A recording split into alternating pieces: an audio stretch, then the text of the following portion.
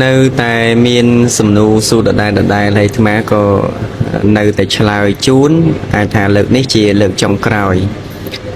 គាត់សាកសួរថានៅពេលដែលគាត់មិនទាន់មានទម្លងហើយឬចាស់ខ្លះគាត់ថាធ្វើកឋិនអត់បានទេទាល់តែមានទម្លងសិនទៅមិនអាចធ្វើកឋិនឬក៏ទូលត្រៃបាន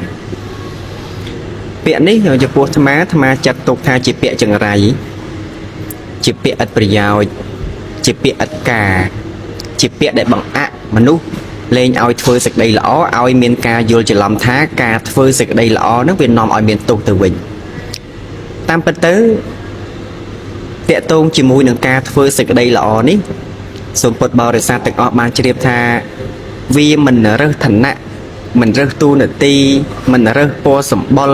មិនរើសទ្រង់ទ្រាយមិនថាអ្នកឯងនឹងវាបែបណាទេអ្នកមានតន្លងអ្នកអត់តន្លងអ្នកមានកូនអ្នកអិនកូនអ្នកក្មេងអ្នកចាស់មានប្តីអត់ប្តីមានក្រគឺធ្វើកឋិនបានទាំងអស់ឲ្យតែជាចំណែកសេចក្តីល្អដល់ហើយទៅមិនមែនថាតែកឋិនទេសូម្បីតែការធ្វើបុណ្យទានមានកុសលថ្នាក់ទានមានកុសលថ្នាក់សិលជាដើមនោះគឺថាធ្វើបានជាប្រកដីរាល់កុសលទាំងឡាយកាលដែលជនទាំងឡាយបានធ្វើទៅហើយវាមិនដែលហុចផលឲ្យមកវិញជាទោសទេមានតែអកុសលតែប៉ុណ្ណោះមានតែអំពើបាបតែប៉ុណ្ណោះដែលយើងធ្វើទៅហើយវារមែងតែងតែហុចផលឲ្យមកវិញជាទុកបើទោះបីជាគណៈពេលដែលយើងធ្វើសេចក្តីល្អហើយស្រាប់តែជួបរឿងមិនល្អក៏ដោយគណៈពេលដែលយើងធ្វើសេចក្តីល្អហើយវាជួបរឿងមិនល្អនេះមិនមែនជាផលរបស់កុសលមិនមែនជាផលរបស់បុណ្យទេតែវាជាផលរបស់អកុសល